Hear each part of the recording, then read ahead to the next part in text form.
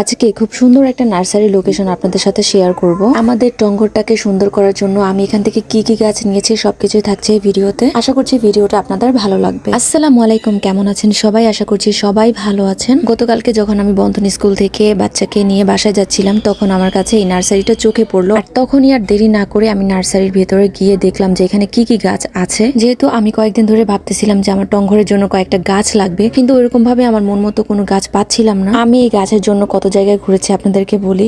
রঞ্জিতপুর সবুজার নার্সারিতেও গিয়েছিলাম, সেখানে ভাইয়া বলল যে কিছুদিন পর গাছ আসবে, নতুন গাছ। এরপরে মোহাম্মদপুর নার্সারিতে গিয়েছিলাম, সেখানেও মনের মতো গাছ পাইনি। আর প্রতিদিন স্কুলে যাওয়া আসার সময় তো ভ্যানের মধ্যে লক্ষ্য রাখি যে ভালো গাছ এনেছি কিনা, কিন্তু না, কোথাও মিলছিল না। তো তারপর দেখা মিলল এই নার্সারিটা। আর এই নার্সারিটার ভেতরে ঢুকতেই আমি দেখলাম আমার সব মনের মতন গাছগুলা এখানে ছিল।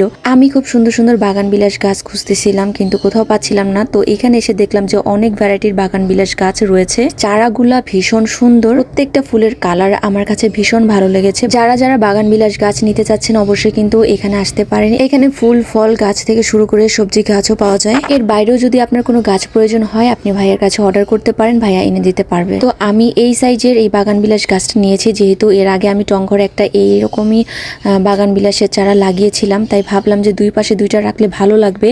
আর সাথে একটা ডালিয়া ফুলের চারাও নিয়েছিলাম। আর যেহেতু এই নার্সারিটা ভীষণ কাছে তাই আমার জন্য খুবই সুবিধা হয়েছে। দেখা গেছে যখন তখন গিয়ে আমি গাছ নিয়ে আসতে পারবো, যেহেতু আমাদের বাসার খুব কাছেই। কলাতিয়া সেন্ট্রাল হসপিটালের মেন গেট থেকে একটু সামনের দিকে এগুলোই হচ্ছে এই নার্সারিটা। তাদের নার্সারিতে অনেকগুলো ডালিয়া ফুলের চারা ছিল, তো আমার কাছে এটা বেস্ট মনে হয়েছে তাই আমি এটা এনেছি।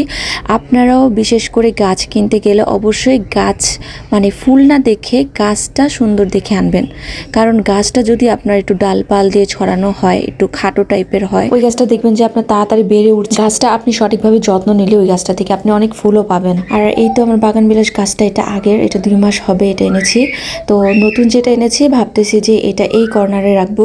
মাশাল্লাহ এই পাশে এই গাছটা রাখার পর খুব সুন্দর লাগছিল। গাছটা আমি আমার মন মতো আনতে পেরে আমি অনেক হ্যাপি। তবে এই কয়টা গাছ দিয়ে শেষ নয়, আরো সুন্দর সুন্দর গাছ আনবো আর আপনাদের সাথে শেয়ার করব কিভাবে আমি টঙ্গরটা আরো সুন্দর করি গাছ দিয়ে। আর আপনারা কারা কারা আমার মতো গাছ প্রেমিক আছেন অবশ্যই কিন্তু কমেন্ট করে জানাবেন। আর টঙ্গরটা এখন দেখতে কেমন লাগছে সেটাও জানাতে ভুলবেন না। আর আমি ডালিয়া ফুলের চারাটা এখানে রেখেছি, আর চন্দ্রমল্লিকার গাছটা হচ্ছে ওইদিকে রেখেছি। চন্দ্রমল্লিকার গাছও কিন্তু ভীষণ ভালো, মানে যত্ন করে রাখতে পারলে অনেক ফুল আসে আর লং লাস্টিং, মানে সহজেই মরে যায় না। তো আরও ভাবতেছি যে চন্দ্রমল্লিকার চারা আনবো, ওগুলা দেখতে ভীষণ সুন্দর। আর এই ফুল থেকে খুব সুন্দর মিষ্টি একটা ঘ্রাণ আসে। তো গাইস আজকের মতন এখানেই বিদায় নিচ্ছি, আবারও দেখা হবে। তো সবাই ভালো থাকেন, আল্লাহ হাফেজ।